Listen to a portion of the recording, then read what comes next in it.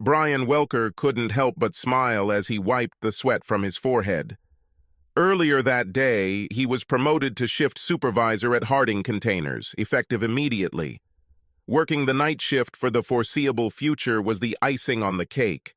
Most people hated the night shift, but for Brian, it was a great time. His son was a junior in high school. He participated in several sports and clubs.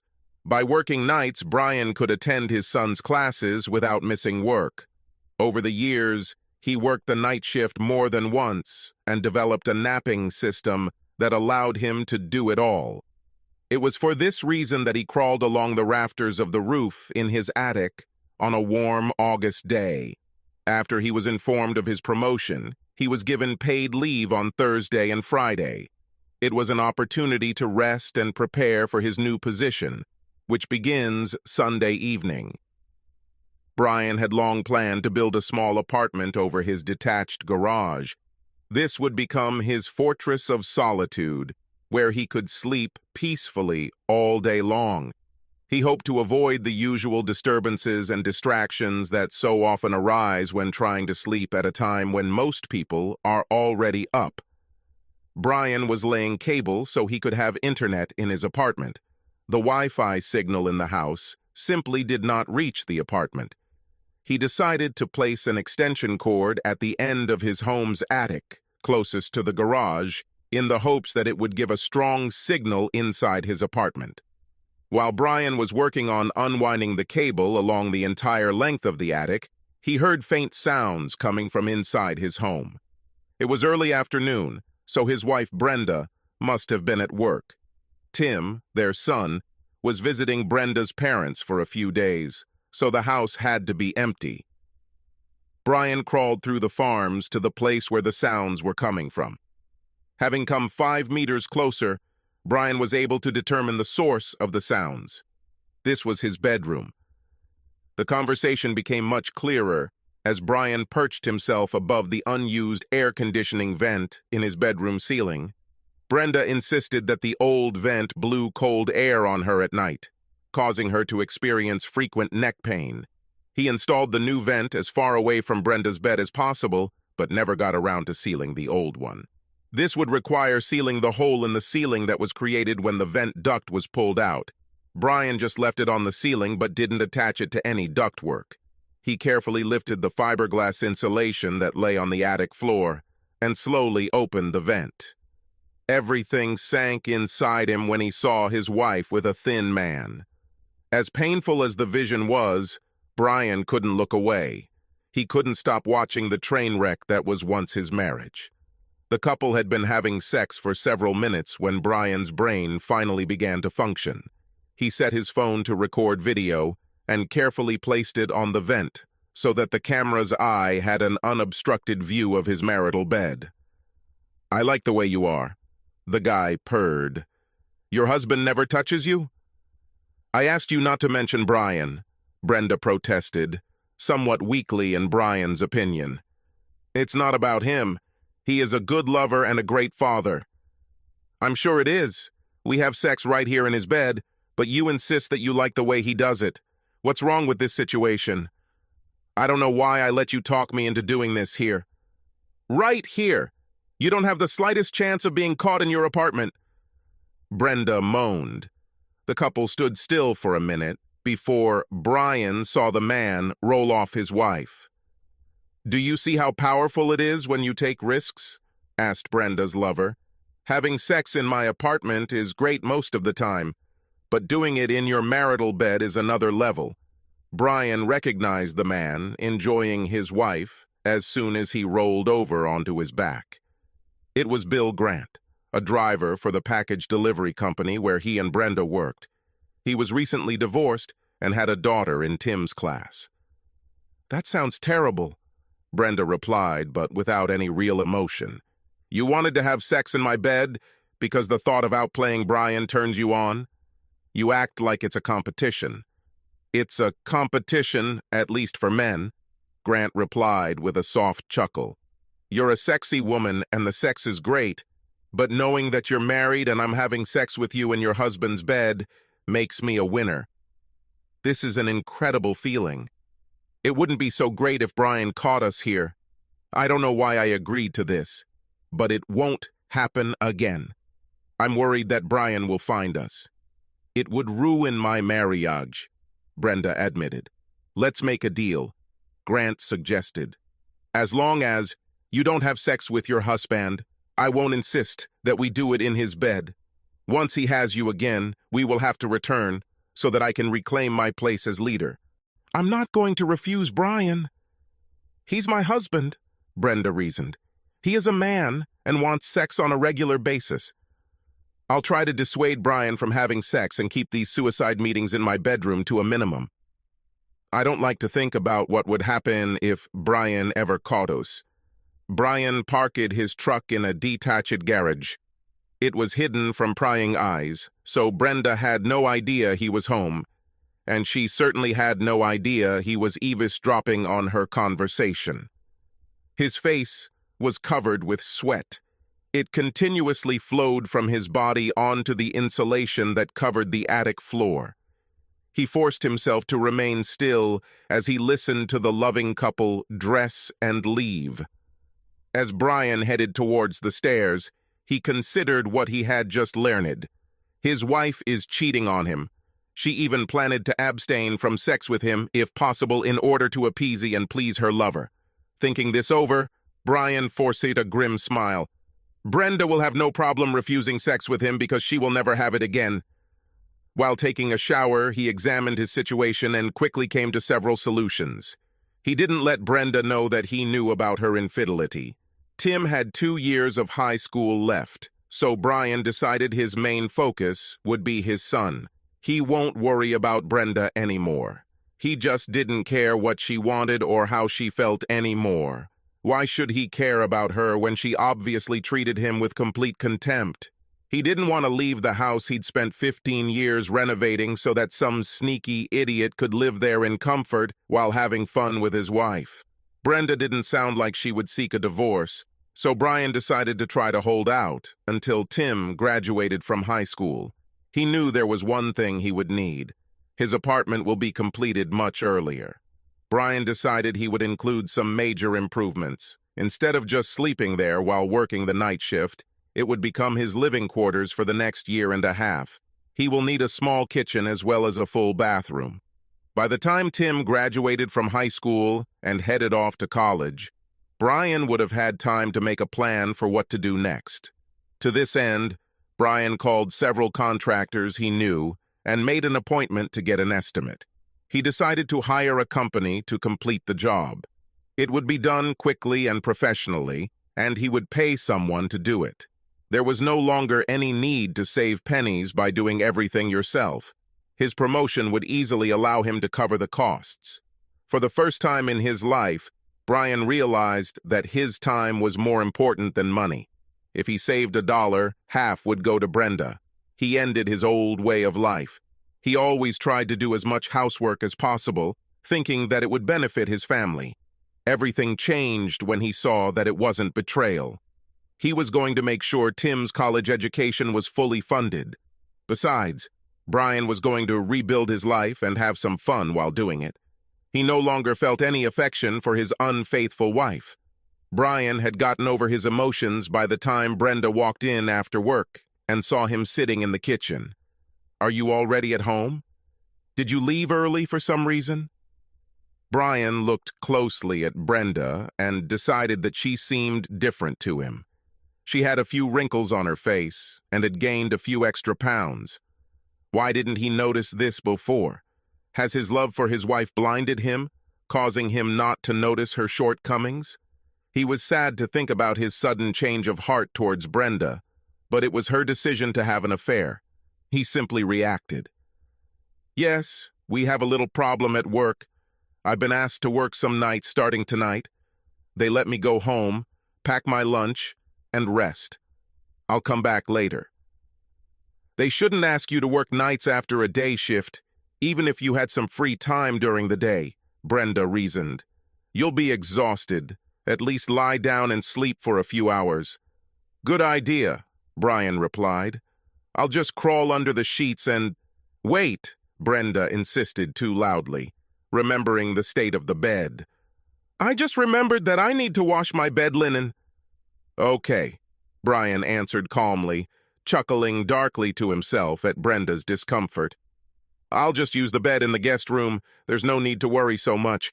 A few hours later, Brian left the house as if he was going to work. He went to a local sports bar, watched a baseball game, and drank a few beers. Previously, he installed an air mattress in his future apartment. Once he was sure Brenda was asleep, he parked in the garage and walked up the stairs to the waiting air mattress. He slept surprisingly well. One of the contractors Brian spoke with the next day was between projects and offered a very good price if Brian agreed to start immediately. In 2 weeks, the contractor's crew will move to a new construction site a few kilometers away. Brian agreed and signed a contract to begin work on Monday morning. His night shift worked from Sunday evening to Thursday evening. The plant was scheduled to close Friday night and restart Sunday night. Brenda knew Brian wouldn't have to work Friday night, so she was surprised when he got ready for bed the next night and headed to the guest room. "Why are you going to sleep in the guest room?" "We won't see each other much while you're on the night shift, so why don't you sleep in our bed?" asked a puzzled Brenda. "Since I worked last night and slept a few hours this morning while you were at work, I'm not very tired." "I'm going to watch a baseball game and maybe a movie after that," Brian responded with his planned excuse. "I'm trying to get used to being awake at night and sleeping in the morning." "I don't want to ruin your sleep unless you think we should have sex," Brian suggested, wiggling his eyebrows suggestively.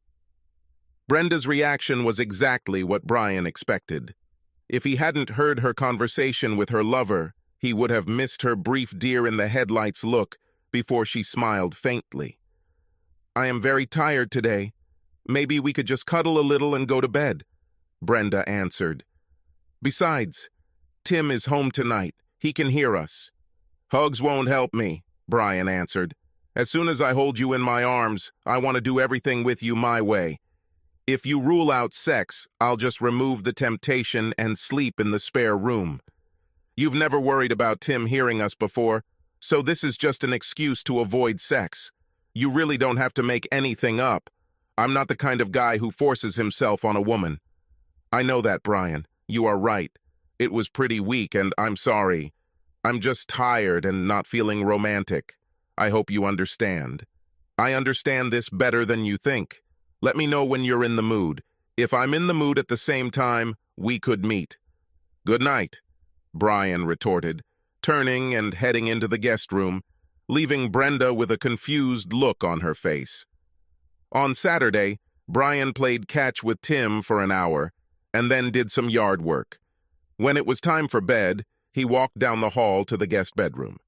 Brenda looked at his back and wondered why he was acting so strangely. Brian went to work early on Sunday evening to prepare for his role as shift supervisor. By the time the production people started showing up, he felt very good about his work situation. He didn't bother to tell Brenda that he had been promoted to foreman. She had secrets that she kept from him, so he no longer had any qualms about keeping things from her. His shift went smoothly. He was well received by those who worked under him. He decided that he had a great group of people on his shift. The new position implied greater responsibility, but Brian had seen all the problems before and knew how to deal with them. He settled into his job with minimal adjustments or difficulties.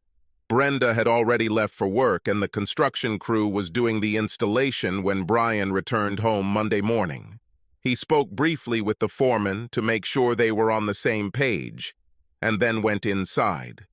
He fell asleep immediately, but was awakened several times by loud noises from the crew working in his apartment, and once by a telephone ringing. Cursing himself for forgetting to turn off the ringer on their landline in the guest room, Brian responded with a sleepy, "Hello." "I'm sorry, Brian. Did I wake you up?" asked his mother-in-law, Beverly. "Is that why you called?" Brian barked with some irritation. "You wanted to know if I was sleeping?" "No need to show off," Beverly answered. "I just wanted you to know that Bill and I heard that you're on the night shift and we won't bother you. If you need us to do anything for Tim while you sleep, just let us know." Brian hung up without answering. As he unplugged his phone, he thought about how stupid people could be. It took a few minutes, but he fell asleep again. The construction crew completed their work in less than a week. Brian was amazed at how the contractor completed the entire renovation in 4 days. It would take him 4 months. Waking up on Friday afternoon, he went to a furniture store and ordered a double bed, a small kitchen table, 4 chairs, and a small sofa. He then drove to a large appliance dealer and selected a large flat-screen TV, refrigerator, oven, and microwave. By Monday afternoon, Brian believes his bachelor pad will be ready for him to work full-time. He chuckled, remembering how bewildered Brenda had been when she came home from work on Monday to find a team of men scurrying around the detached garage. She approached Brian while he was talking to the foreman and insisted on a private conversation so that he could tell her what was going on. "I instructed them to complete the apartment above the garage," said Brian. "I want to be able to sleep all day long without people barging in or calling me. I made it double insulated to keep noise to a minimum. There won't even be a landline phone. Since I'll be working nights for a while, I thought it would be a huge advantage to have a place where I could sleep without disturbing you and Tim. You won't even notice that I'm nearby." "I won't notice that you're nearby," Brenda repeated. "You are my husband and Tim's father. We need to know that you are somewhere nearby. I'll go to Tim's baseball practices and games. Then I'll bring him home so we can spend a lot of time together. Do not worry about it. We can all have dinner together. I told you a few days ago to let me know when you're in the mood for some special love, but you haven't accepted my offer yet." "Are you asking me this tonight?" "You're acting like an idiot. Husbands are expected to do more than just have sex with their wives whenever they feel like it. We expect conversation, seduction, and the exchange of ideas. Marriage is not just sex. You know that. Don't even think about giving me a lecture about what constitutes a good marriage," Brian warned. "I will at any time oppose the efforts I make for this marriage to your efforts. This will work fine. All you have to do is let me know when you want me to serve you in your bed." "I'm not some goddamn cow that needs to be serviced," Brenda growled. "You will not do any service until you offer a sincere apology. I want to spend a nice evening in a nice restaurant with your apologies, asshole." Brian broke out into a huge smile and simply walked away, leaving Brenda completely confused. It was easy for her to stop Bill Grant from demanding sex with her in their marital bed, but Brenda was worried about Brian's attitude. He just didn't look like himself. He ignored Brenda, and it bothered her. He has always been a very attentive husband. She decided that she would give Brian an unforgettable evening as soon as he apologized for his rude behavior. She knew that he wouldn't be able to go without sex for a long time. A man cannot stop having sex 2 to 3 times a week and be happy. Brenda was sure he would want what she had. He had been like this since they first met. He was too young to lose interest in sex. By the following Wednesday, Brian was fully moved into his new apartment. This coming weekend, there will be 3 days off due to Labor Day. Tim's junior year was supposed to start next Tuesday. "How would you two feel about going to the Diamondbacks game this weekend?" Brian asked over dinner on Thursday. "They're playing the Dodgers and fighting for the pennant. This should be a great game." "Seriously? That would be amazing." "Thanks, Dad," Tim blurted out. "You know I don't really like baseball," Brenda grumbled. "I will refuse this offer. I'll find something to do around the house." "I bet it will," Brian answered under his breath, but loud enough for Brenda to hear. "Everything is settled. Tim and I will go to the game on Saturday." "Wow." "I can't wait to tell Scooter about this," Tim blurted out. "He will be so jealous. He's a big Dodger fan. He previously lived in Los Angeles." "Why don't you invite him with you?" Brian suggested. "Baseball is more fun to watch with friends, especially if they are fans." "I'll call him right now." "Thank you, Dad," Tim answered excitedly and rushed to get his phone. You definitely made Tim happy, Brenda said. Baseball is a great way to bond with boys. Horace is a pleasant, polite young man. Holy shit, his real name is Horacy, Brian asked, shaking his head. No wonder he has a nickname. What parents would name a boy Horace, unless they hated him? Tim told me that Horace's father died of a brain aneurysm 2 years ago, Brenda continued, pointedly ignoring her husband's comment about the boy's name. She and her mother moved here this summer to be closer to her parents. They are old and in poor health. I'll just call him Scooter and pretend I've never heard his real name, Brian said just as Tim burst back into the room. Scooter's mom said he can go, declared an almost frivolous Tim. It will be great. On Saturday afternoon, Tim parked his truck in the driveway of a nice ranch in a nice neighborhood. Before he could stop, Scooter was already running out the door. He hopped in next to Tim as soon as the pickup was safely parked. Mr. Welker, Mom says she wants to meet you before we leave. I think she wants to make sure you're not a serial killer, Scooter suggested. I'm sorry about that.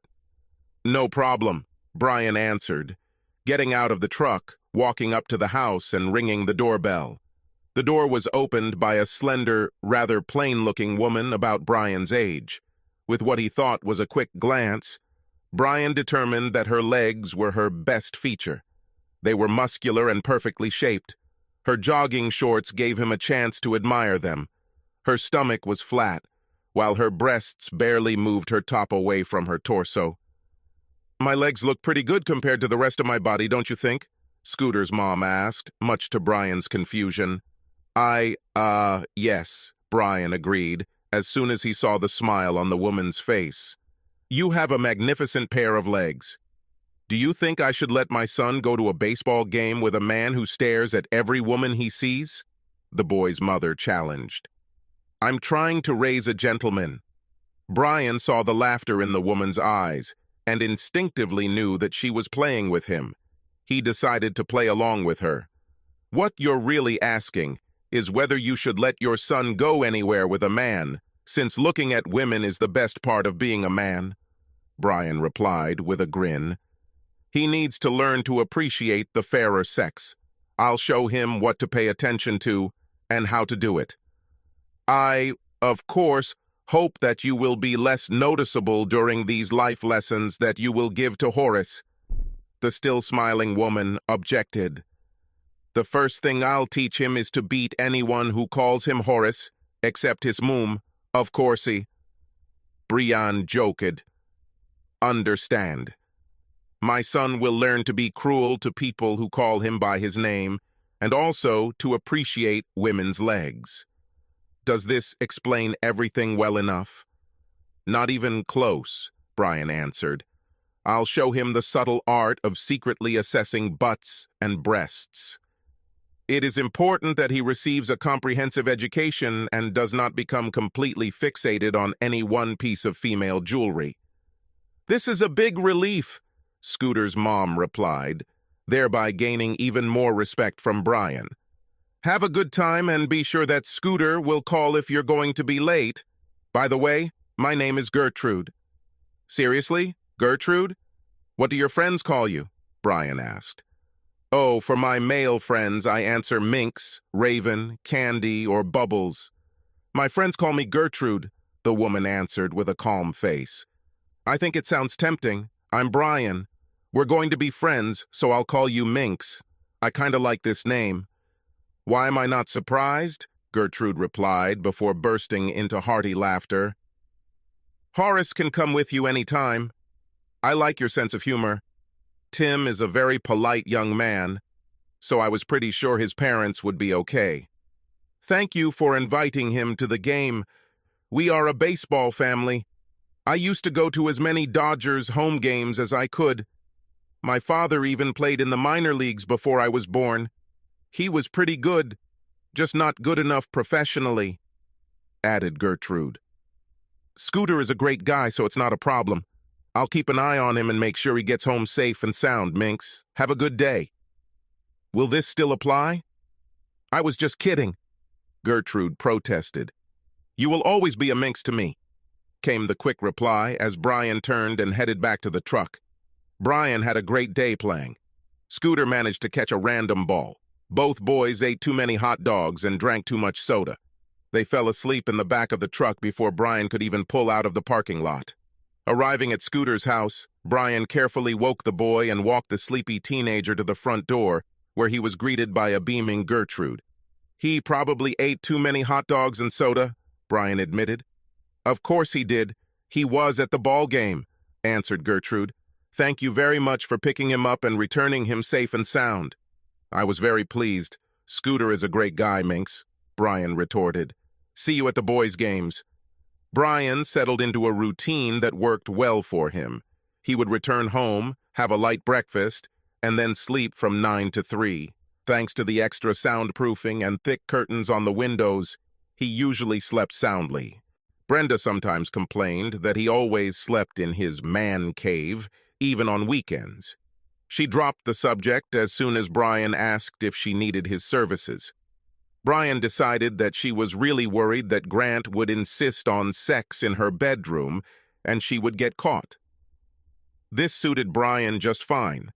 This indicated that she had no intention of asking for a divorce at this time. His goal of staying married until Tim graduated from high school seemed achievable. Because he was a foreman and received less physical activity, Brian bought a home exercise machine that was advertised as a complete body workout. To his pleasant surprise, it worked as advertised as long as he was diligent in using it. He attended all of Tim's baseball practices, and soon the coach had him work with a few kids on the sideline as while the coach coached another group of players. Tim was a pretty good player and was showing signs of improvement. But Scooter was a real surprise to Brian. He showed some talent early in the season, but was unsure and timid. Brian worked with him as much as he could. They even spent several hours on weekends training at a local park. Brian decided that since he hadn't had sex, he might as well relieve the tension by playing baseball with the boys. As Scooter's confidence grew, his level of play increased dramatically. By mid-season, Scooter was hitting balls and playing shortstop at a high level. Tim was the starting center fielder and batted third. Brian was extremely proud of both boys' accomplishments. One thing Brian couldn't help but notice was the attention some of the children's mothers were starting to give him. For some reason, his jokes really made them laugh. His efforts with the children were constantly praised. Several mothers would bake something for the team, but they always make sure he gets a piece, no matter what it is. Tim's friendship with Scooter, as well as Brian's time with the boys, naturally led to Gertrude and Brian spending time together. Brian thought of her as a smart friend, with a great sense of humor. He decided to ask Gertrude if she had noticed the increased interest that his mother showed in him. "I may be a little crazy, Minx, but I have to ask you a slightly personal question," Brian began. "Almost the second size." This was Gertrude's quick answer. "What?" "I didn't ask that," Brian admitted.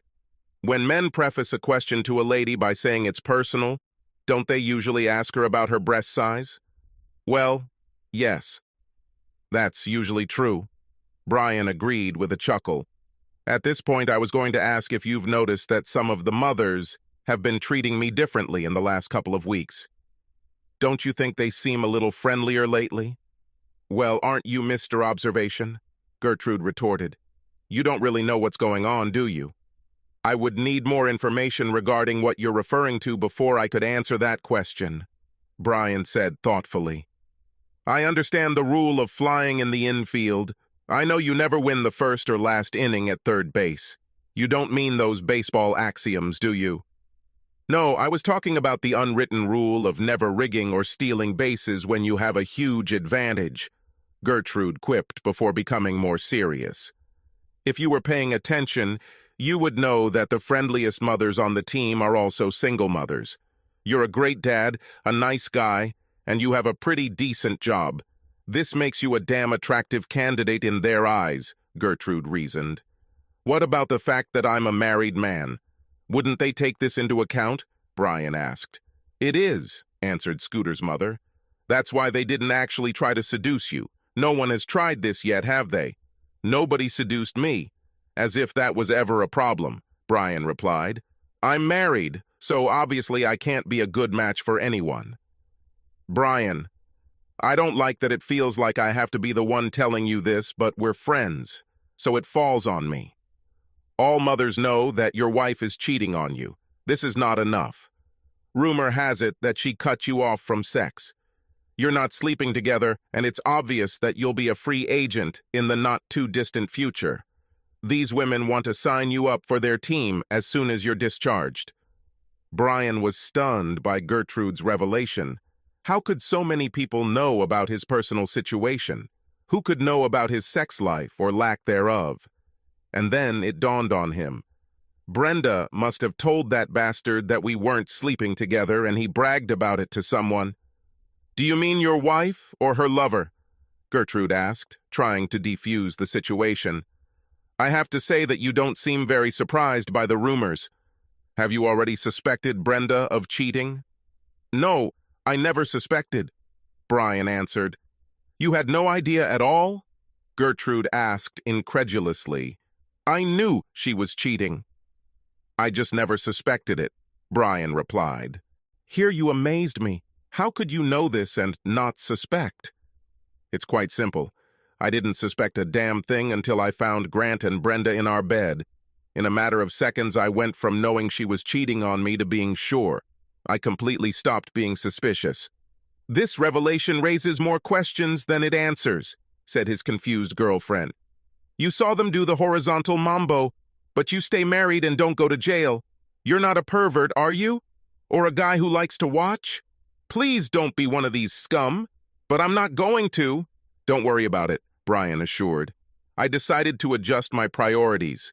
Being able to spend a lot of quality time with Tim and not be a part-time dad became my first goal. Living with Brenda rather than divorcing her seemed like the best way to achieve this. I started working at night, and it always had a negative impact on our sex life. I built a nice apartment over my detached garage and lived there. I told Brenda it was so I could sleep during the day without being pestered and annoyed by everyday crap. She was unhappy with the sleeping conditions, but Grant told her that every time she had sex with me, he would insist on regaining primacy in our marital bed. This seemed to bother her, but not enough to stop her from having fun with him. She thinks her affair is a secret and wants to keep it a secret. I haven't told her, but I won't have sex with her for any reason. I went to the clinic and got tested for sexually transmitted diseases. I am clean. I want it to stay that way. Are you serious? Did you hear that? What a bitch. How can she treat a guy like you so badly? What an idiot this guy is. Gertrude was indignant. All the single mothers think you'd be a great match. I think you may have an inflated opinion of my desirability. I've never been a matinee idol. I have a really good job, so maybe this will help me look better to some of the more desperate women, Brian suggested. Are you joking? Look how beautiful you are. You have a wonderful smile, Gertrude noted. You are strong, kind, smart, and get along well with children. If I weren't so homely and flat-chested, I would have already thrown my hat into the ring along with my bra. I think I better shut the hell up.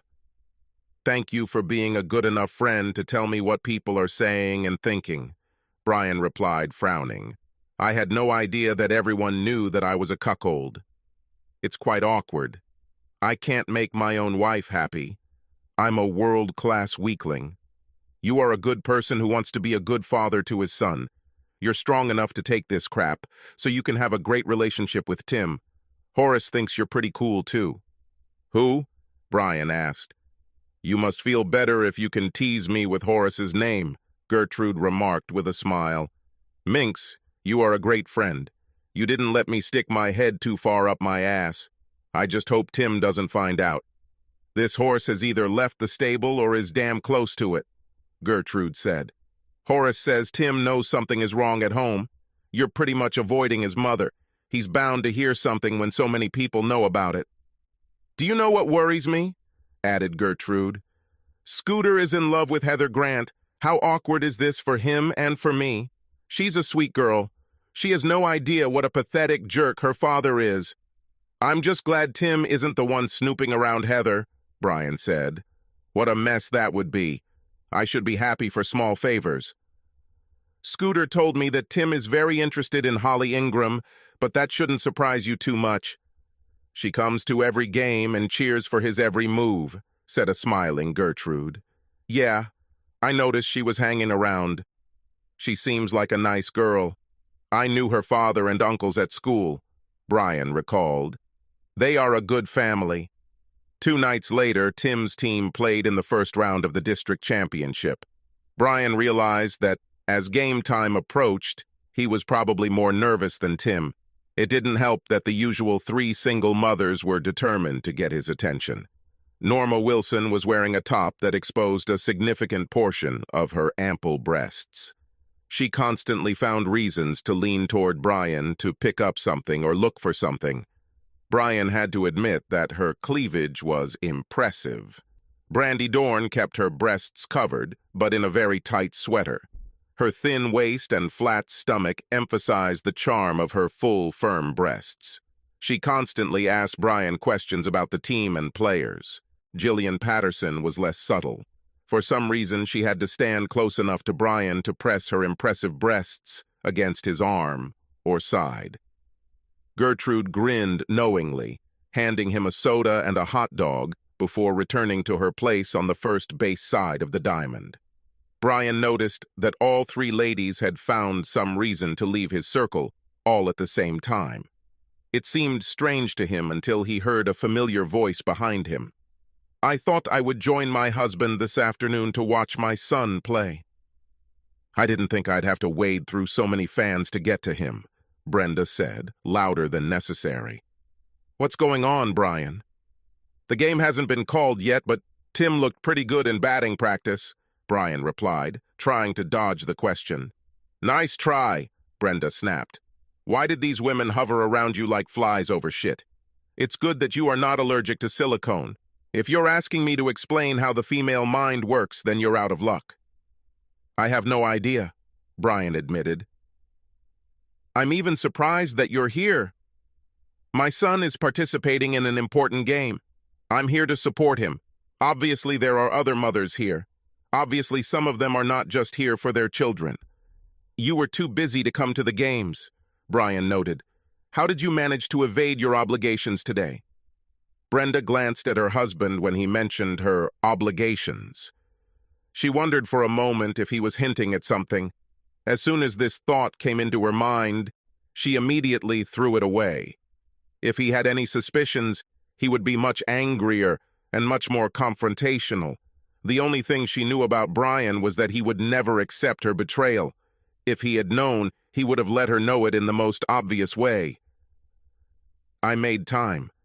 This game is important to Tim, which makes it important to me. I haven't seen you much since you left for the night shift, so I thought it would be nice to spend some time together cheering on Tim, Brenda reasoned. As Brenda and Brian sat down in the bleachers, she noticed that several other mothers were watching her, and they didn't seem all that friendly. Brenda thought about it. What could she have done to anger other mothers? This was the first game she attended. She had no other form of interaction with any of them, so she couldn't think of any reason why they would dislike her. Then Brenda noticed Gertrude sitting to the side. As usual, she didn't do much to stand out, although Brenda noted that her hair was professionally styled and her legs looked good in shorts that were perhaps a little short, especially given the cool daytime temperatures.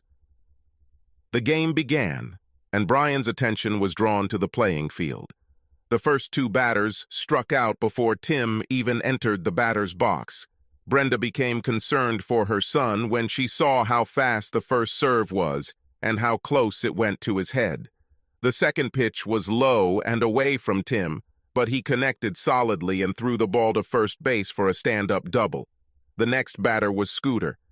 Brenda noticed that he seemed older, stronger, and more confident than last summer. The first pitch hit the catcher's glove near Scooter's head. If he hadn't leaned back, she might have hit him.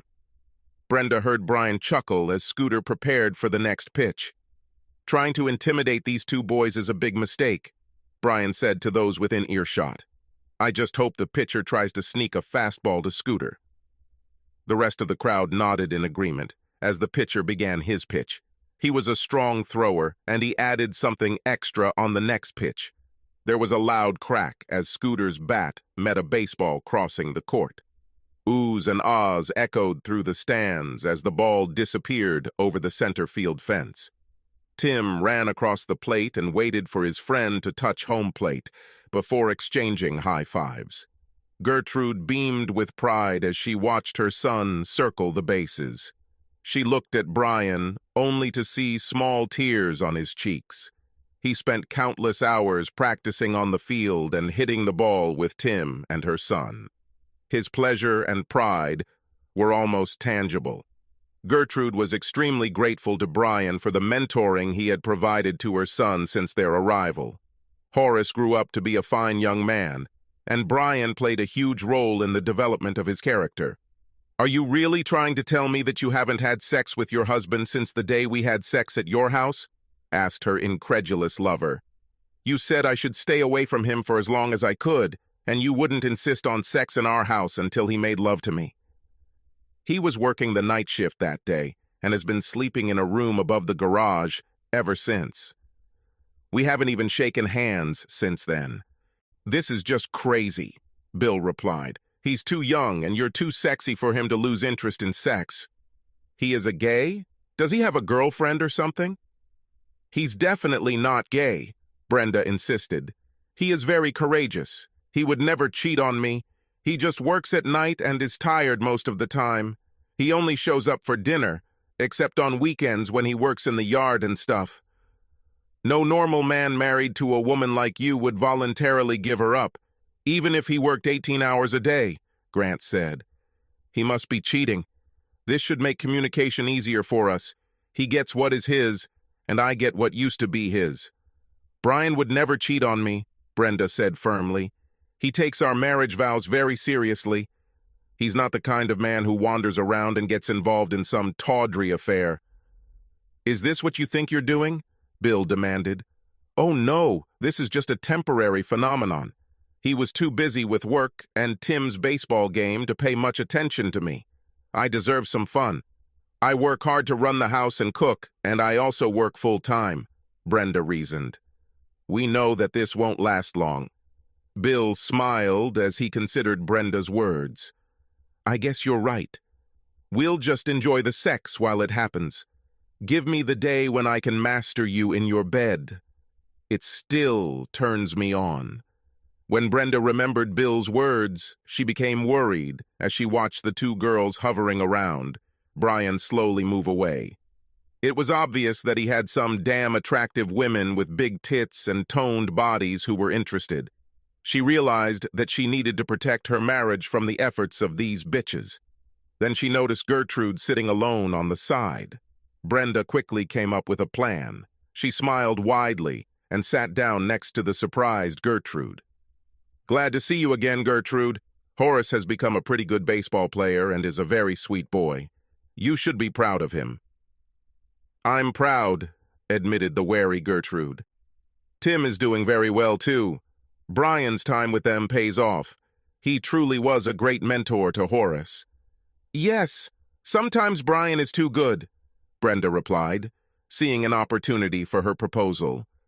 "I'm sure you've noticed how those big-breasted blondes are always hanging around him. I wanted to ask if you could help me. I know Brian would never go astray under normal circumstances, but he's a man, and all these women do is show off their big tits when they're around him. How do you think I should help you?" asked Gertrude. "Spray them with cold water when they get too close? You know that I cannot attend most games and practices due to my work and other commitments," Brenda began carefully. "I know I can trust Brian to you. You're not his type at all. If you would just stick around when I'm not around, I would really appreciate it.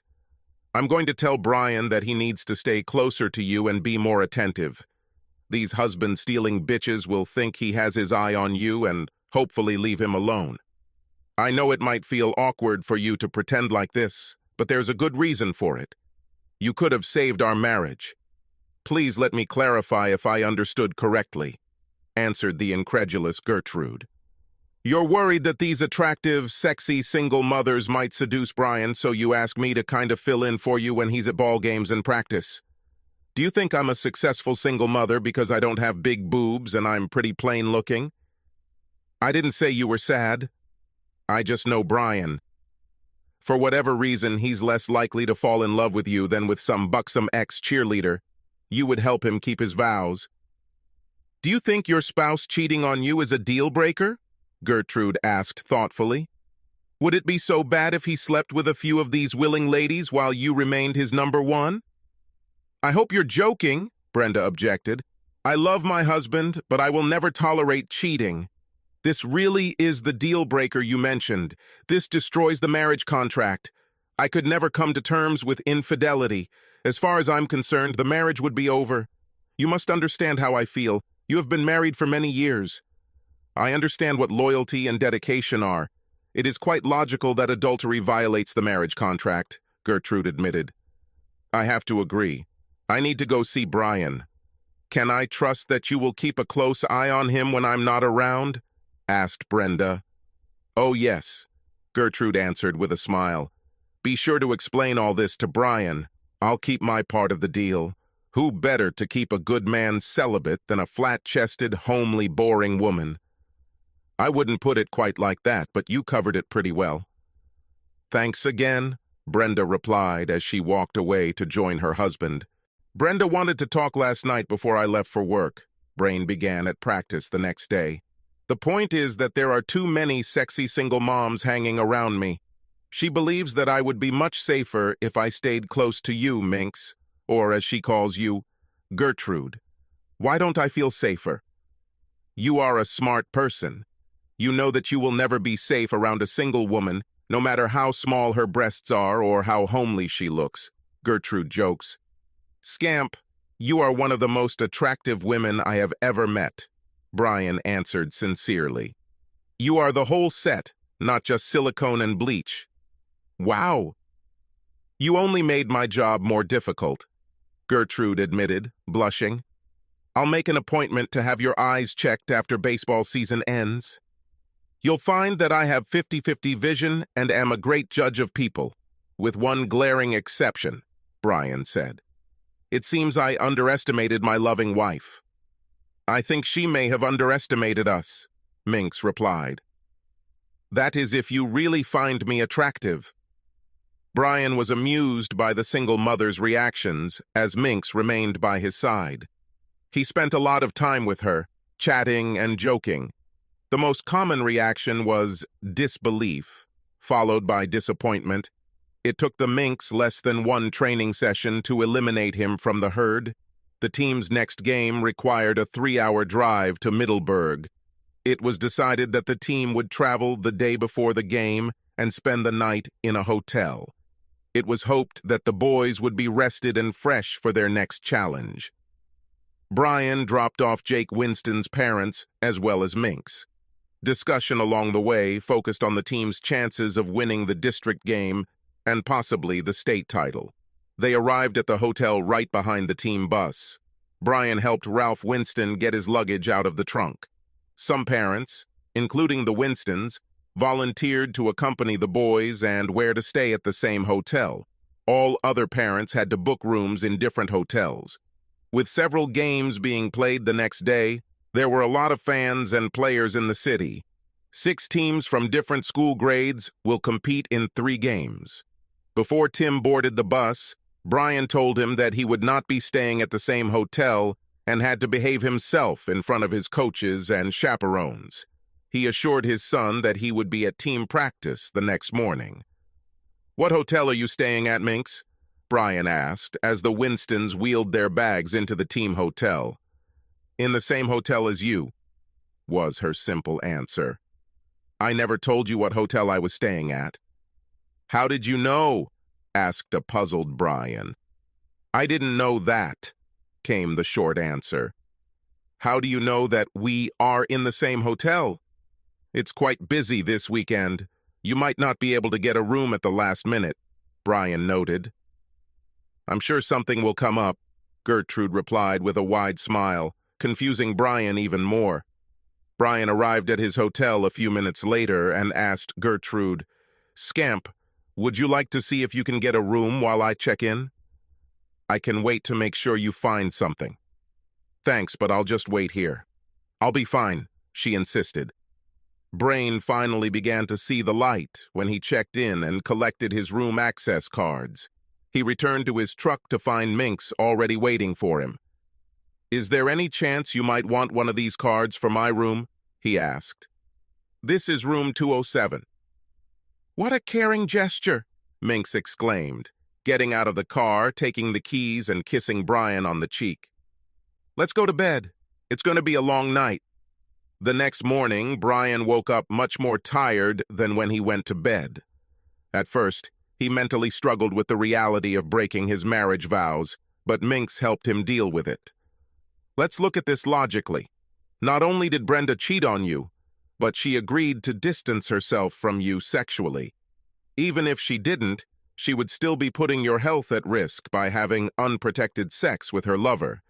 Essentially, she made sexual relations with her unsafe and unwanted. She released you from your vows and marriage contract. I haven't had sex for more than 2 years. I've been tested, and I'm clear.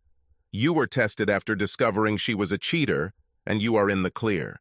I've been taking the pills for over a month in hopes of sleeping with you. Can you honestly give me one reason why we shouldn't sleep together? Is it because of my appearance? Your wife thought I was the perfect front for all the busty, beautiful women who showed interest in you because she knew I would never be sexually attracted to you. Am I just unwanted? Minx, you are extremely desirable. Never say it's not true. I have never cheated on Brenda, and that requires some adjustment in my thinking, but you made a great case for us being together. I'm ready, Brian said with a grin. You need to know something else first, answered Minx. Both my parents are in hospice care and are not expected to live long. My brother was sending Horace feature films to his friend. My friend is the baseball coach at the best prep school in Los Angeles. If Horace gets a baseball scholarship for next year, we'll probably move back. I really like you, but we don't expect a long-term relationship. This can't go on forever. Look at us. You're a handsome married man whose wife is cheating on you. I am a simple woman, and I have a son who has a chance to get a sports scholarship to a good university. I have to do what's best for Horace, she concluded. Nice to hear about Scooter, Brian said proudly. He's a good guy and a very talented baseball player. I'm glad he will have the chance to hone his skills in a highly competitive environment and at the same time receive a good education. You are the main reason why the best schools pay attention to him. I know how much time and work you devote to him. The irony is that you, by being such a good mentor to my son, actually gave us the opportunity to move back to Los Angeles, away from you. I don't think I'll have a one-night stand, Brian said. Perhaps it would be better to give up sex completely than to have a one-night stand and become a monk again. You are a stupid person. I said that we would probably return to Los Angeles for the next school year. There are more than 6 months left before that. A guy could spend a lot of time with me in 6 months, unless he's too old for a steady diet of hot sex with a very needy woman. That's something we just need to find out. Will you live up to your nickname, Minx? Brian joked. I will do this for you, Minx promised. When you need me, just whistle, and I will teach you to whistle. I've always been told that my whistling is quite respectable, Brian quipped. Then you're doing it wrong, Gertrude retorted. The baseball team won the state championship, and Scooter received a scholarship to a prestigious California prep school. Both of Gertrude's parents passed away just before Thanksgiving, within a week of each other. Brian and Tim attended their funeral. Brian met Gertrude's brother and immediately liked him. Brian, meet my brother Dexter, Gertrude introduced him. Dexter, this is Horace's baseball mentor and our good friend Brian. Holy shit, Brian exclaimed. Your name is Dexter? That's right, Gertrude's brother agreed. Only Gertrude and my parents ever called me Dexter. I respond to Grim the same way as everyone else. What do you call my sister? I call her Scamp, but don't ask me why, Brian insisted. I don't think I need to ask, Grim replied with a laugh. Brian spent Thanksgiving with Brenda and Tim at her parents' house. For the first time in months, Brian found himself preparing to go to bed with Brenda. They always stayed over for Thanksgiving night, and Brian couldn't think of a good excuse to change that tradition. Brenda was in no hurry to undress in front of Brian. Brenda was a very attractive woman with a beautiful toned body. We haven't slept together for a long time, Brenda cooed. You must already need love. Make love with me. Brian felt awkward about his next comment, even as he responded. Are you finally admitting that you need proper maintenance? I knew you would break. I will be glad to please you and give you a wide smile on your face for the holiday. You pathetic bastard! With that attitude, you won't get another round for many years, Brenda growled. What is wrong with you? You might just forget that I even thought about letting you touch me. Okay, was Brian's only response as he rolled over so his back was facing Brenda. He didn't second-guess his comment, although it was out of character for him to do so. This actually achieved his goal, which was to avoid sex with Brenda. However, Brian did regret that his marriage had ended to its current state. Brenda was worried about Brian's snide remark, which was making it difficult for her to sleep. Lying next to him, she wondered if he knew about her affair or was just unhappy that they hadn't had sex lately. She decided that she would have to discuss this with Bill. He needed to forget about having sex with Brenda in her marital bed if she was having sex with Brian. This statement caused her to avoid and refuse her husband, which could ultimately make him suspicious. It could have ruined her marriage. Brian had a daily routine that he followed when he worked the night shift. He went home, ate a small breakfast, and went to bed by 9 a.m. Often he woke up around 2 o'clock in the afternoon from the fact that Minx climbed into his bed naked. They made love for an hour before she left, so she could be home when Scooter returned from school. Baseball is over for the season. This allowed Brian to shower and shave when Tim returned home from school. Brian often took a nap in the evening before leaving for work. Overall, things worked out well for Brian and Minx. One evening in early December, Brian received a call from Tim shortly after arriving at work. Dad, Scooter and I are hanging out with Heather and Holly in Heather's car. You said we might be gone until midnight because there's no school tomorrow. We have a problem. Heather was driving her mom's car. We had a flat tire and no spare tire in the trunk. We're stuck on D Street and I'm a little worried. I see a few guys down at the slot machines and they're looking in our direction. Are you broke on fucking D Street? At the damn arcade? Brian swore. We'll discuss this later. Is Heather driving that Corolla? Yes. It's a 2017 Corolla, Tim answered quickly. I'll find a wheel and tire that fits and I'll be right there. Keep your doors locked and call the police if you have any problems. Take care of these girls. Brian put his phone in his pocket and headed to the production floor. He quickly found the person he needed. Gus, you still drive that Corolla, don't you? Brian asked the bearded man operating the forklift. I need an inflated tire that fits your car, and I need it right now. While Brian was talking to Gus, another thought occurred to him as Jack Reynolds walked by. Jack was Holly's uncle. His younger sister was Holly's mother. Jack, my son and some friends were stuck on D Street with a flat tire and no spare. Holly is with them. I take the inflated tire from Gus and head there. I would appreciate it if you came with me. I have a real spare tire, not some fucking donut, Gus said. Let's take my car and go there right now. Jack, Gus, and Brian immediately headed towards the door leading to the parking lot. They were concerned about children being in that part of town late at night. It was not a good place for good children, especially teenage girls. Brenda lay in bed, enjoying the warmth she always felt after messing with Bill. His phone rang, and he glanced at the caller ID. Damn it, This is Heather. I have to answer this or she'll beat the crap out of me for ignoring her. Brenda could only hear one part of the conversation, but was concerned about what she overheard. What the hell are you kids doing there? Well, that's too bad. These boys are old enough to handle a little problem like this. Call AAA. It's not my fault your mother is too dumb not to keep a spare tire in her car. What was all this? Brenda asked as soon as Bill disconnected the connection. Nothing to worry about, was Bill's response as he reached out and caressed Brenda's firm breasts. Heather has a flat tire, but she calls AAA to get it fixed. Several young hoodlums were hanging around Heather's car when Brian and his friends pulled up right behind her. Brian quickly got out of the car and pulled the jack and tire iron out of Gus's trunk. Gus brought the spare tire and Jack knocked on the driver's side window and motioned for Heather to lower it so he could talk to her.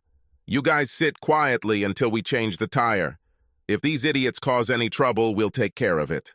Holly, you're going to have to explain to your mother why you're even here on D Street. Brian carried the jack behind the flat rear tire and slid it under the frame. He twisted it until it was snug against the frame, then moved in front of the tire to loosen the lug nuts. The apparent leader of the group of tough guys approached Jack while Brian was working on the tire. Here you are on our territory. You need my permission before you mess with this machine. Before Jack could respond, Brian swung the pry bar sharply and cracked the guy on both shins. The man fell to his knees and then rolled on the ground, rubbing his shins and cursing the blue streak. Brian grabbed the punk by the collar and pulled him face down to lie next to the flat tire. He then sat on the man's back and continued unscrewing the nuts. The two closest gang members rushed towards them, apparently intent on pulling Brian away from their incapacitated leader. Jack hit the first one on the side of the head, and he collapsed, as if knocked down. As Gus stepped forward, the second guy stepped back out of his reach. Lift the car a little and I'll remove this tire, Brian said to Jack in a calm voice. Jack continued to drive the car higher and higher while the gang of thugs shouted insults and curses at the men. Every now and then, the guy underneath Brian would try to squirm out from under him, but Brian would grab the man by the greasy hair, lift his head a few inches, and forcefully push it back down to the pavement. It only took 2 lessons before the man on the ground decided to remain still. Brian unscrewed the lug nuts and removed the flat cover. He accepted the working tire from Gus and put it in place. Once he had all the tabs snug, Jack lowered the car. All 3 men seemed oblivious to the thugs who taunted them as they worked. Brian tightened the nuts and stood up. He accidentally kicked the leader in the balls when he was about to step over him.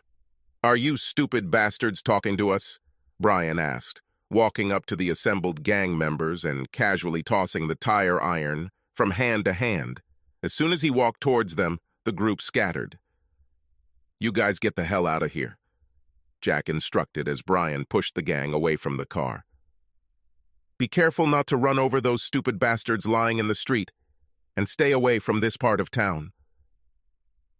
The 3 men climbed back into Gus's car and followed Heather's car as it reached the next intersection and turned toward the children's house. "I can't believe you hit that stupid bastard in the shin like that," Gus laughed. "He collapsed like a sack of shit." "Thank you for inviting me along," Jack added. "My arm hurts, but it was great to hit that punk in the head." "So you were sitting on your butt while you changed the tire?" Gus chuckled. It was funny to watch. The men were still laughing and talking about their experiences as they walked back to their jobs. By morning, this story had spread throughout the plant. Stories of courage and adventure have always been popular, especially during the night shift. They helped the night go by faster and gave everyone a chance to take their mind off how tired or sleepy they felt. The next day, when Brian woke up, Minx jumped into his bed and kissed him long and hard. She was naked and clearly hungry for him. "Horace told me what happened last night. You were great. Thank you for taking such good care of the children," Scamp blurted out. "You're about to be so lucky. I would have arrived earlier, but I had to wait until Horace and Tim went to visit the girls since they didn't have school today." Brenda had only been at work an hour when Sue Blaine approached her at the water cooler. It was obvious that she wanted to talk about something. I heard Brian, Jack Reynolds, and Gus Benson make fun of a few would-be tough guys who were hanging around the kid's car on D Street. I understand that getting hit in the shins with a tire iron knocks the crap out of a punk pretty quickly. Brenda immediately put it all together. Last night, Heather called her father seeking help, but he brushed her off. Apparently, her problem was bigger than Bill was admitting. Sue used the word children, so that probably meant Holly was involved, along with Horace and her son Tim. "I'm curious what you heard," Brenda replied. "I would like to see if the rumors are close to the truth." By the time Sue finished telling her what the rumor mill was spreading, Brenda was furious with Bill Grant, although she hid the fact from Sue. His daughter turned to him for help in a situation that could have turned into a disaster, and Bill simply brushed off her concerns. Brian, along with Gus and Holly's Uncle Jack, reacted as men should. They protected the children and helped them get out of a difficult situation. Bill ignored his daughter's plight in favor of sex with Brenda. The realization that she had sex with a man who refused to help his own daughter and some of her friends, including Tim, hurt her deeply. How low has she fallen? Brian was 10 times better than Bill. The sad thing was that Brenda knew this from the very beginning. Why did she even get involved with this selfish, pompous ass? Early that morning, Brenda found Bill alone in the break room, enjoying a snack while his delivery truck was being serviced. She wasted no time in pouncing on him. "Heather came to you for help last night and you blew her off. These kids could be in great danger, and yet you told her to call Triple H. What kind of father are you?" "Everything worked out," Bill answered briskly. "Your husband and a few of his buddies saved the day, so what's the problem?" "Brian reacted like a real man. You turned your back on your daughter. That's the problem. My son was in that car. If your dumbass husband is so special, why are you having fun with me when he hasn't touched you in months?" Bill asked with a chuckle.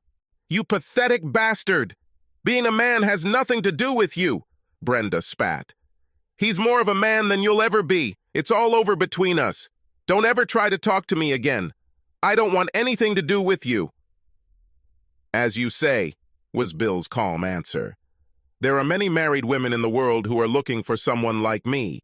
If you change your mind, you know where to find me. I'll still give you pleasure if you ask nicely." Brenda burst into tears and ran out of the room.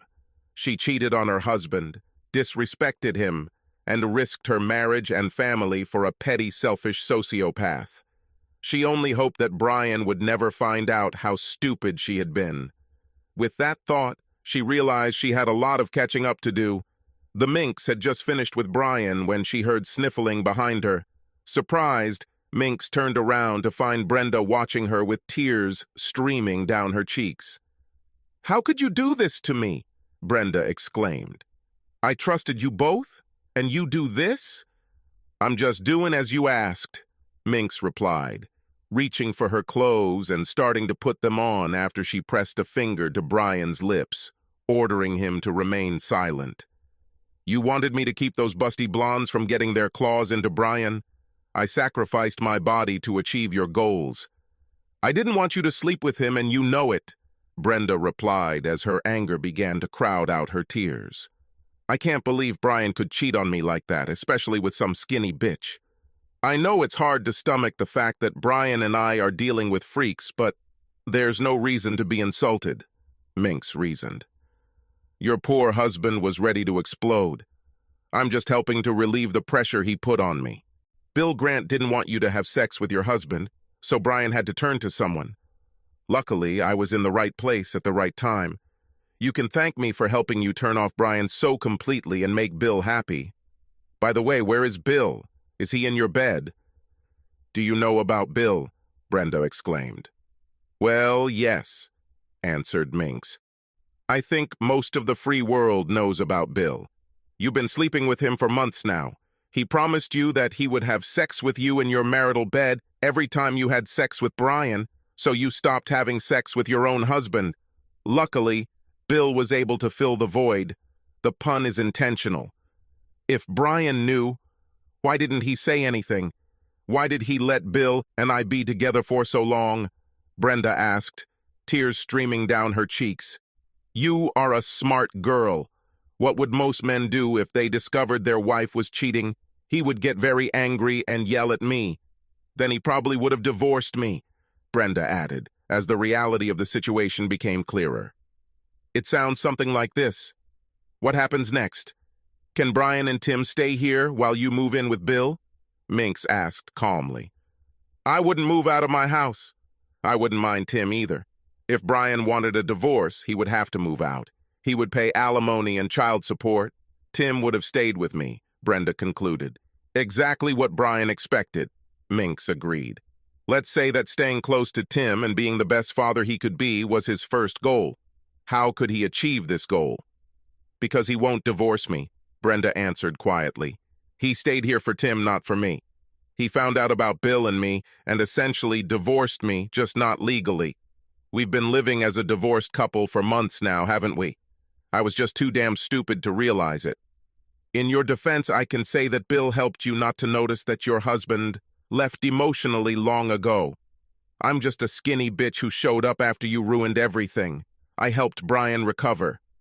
I told Bill it was over between us." "I never want to see him again," Brenda said. "Was this after he refused to help his daughter out of a sticky situation last night?" "You didn't have much choice, did you?"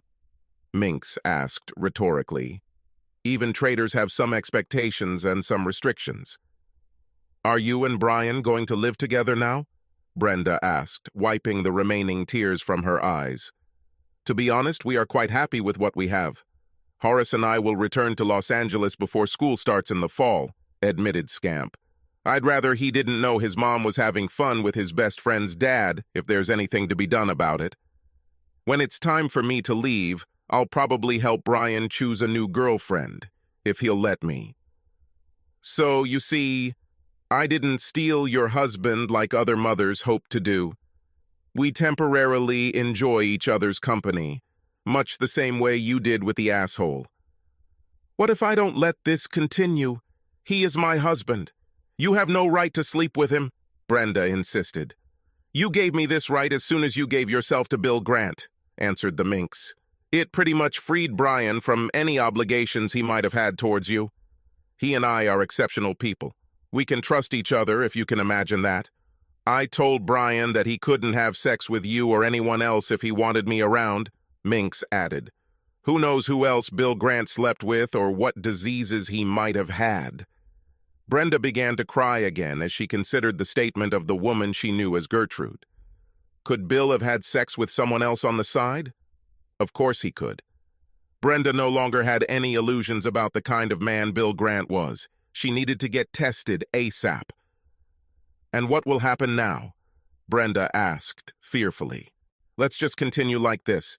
I'll stop by and wake Brian up as often as I can. You continue to work late and avoid him as much as possible.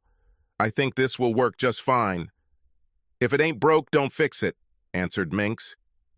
"I'm not going to do this," Brenda said categorically. "You're leaving in a few months. I'm going to stay here and show Brian what a great wife I can be. He won't need your skinny ass. Except he knows that my skinny ass is loyal to him, while your round ass is out there somewhere, waiting to be patted by whoever," Minx retorted. "Basically, I control your sex life, or at least your sex life with Brian. I won't let him get close to you as long as we're in a relationship. I don't want to risk getting sick, and he doesn't really want it either." One thing I learned, a little too late, is that relationships are about so much more than sex, Brenda said with false bravado. "Actually, sex without love or commitment is actually quite humiliating. I will do what a wife should happily do for her husband, while you just have sex with him. Think about it." "Okay," answered Minx. "I thought about that. Let's do it. You cook the guy great lasagna and meatloaf. Keep the toilets clean and wash his clothes. I will entertain him in bed as often as I can. Let's see which of us is happier. Brian, I have to tell you how ashamed I am and how sorry I am for disrespecting you." "Can you ever forgive me?" Brenda pleaded. "How could he ever trust you again?" asked Minx. "He might forgive you someday, but how the hell are you going to win back his trust?" This has always been the obstacle that traders face. I suggest you try to enjoy the next few months while you're still Brian's wife, at least in name. Realize what you sacrificed for mediocre sex and learn from it. Brian doesn't want to destroy his family while Tim is in school. That will give you about 9 months after I leave to do everything possible to get him back. When Tim graduates, Brian will probably kick your ass to the curb, Scamp predicted. Brian, why do you let her speak for you? Asked Brenda. I'm not just his mistress. I'm his best friend, answered Minx. While you were whispering sweet nothings in Bill's ear, Brian and I were having our own conversation in bed. I promised to deal with this particular situation if and when it finally arises. He promised to thank me as soon as I did this. Could you leave us alone now? Subscribe to our channel so that your second chaff doesn't cheat on you, and go ahead and listen to the next story, because this story is nothing compared to the next one. If you're under 18, don't even think about listening to the next one.